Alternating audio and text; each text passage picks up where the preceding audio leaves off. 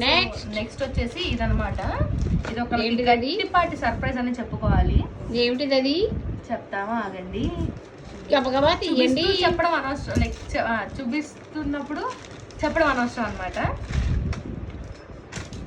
దీన్ని మా ఊర్లో ఏమంటారంటే, ఇది ఓపెన్ అవ్వదండి, డబ్బా అంటారు.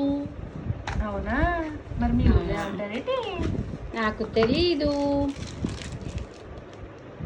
ఎవరో అడిగినట్టు గుర్తు నాకు, ఎవరి దగ్గర చూసామని మాకు కూడా అడిగారు.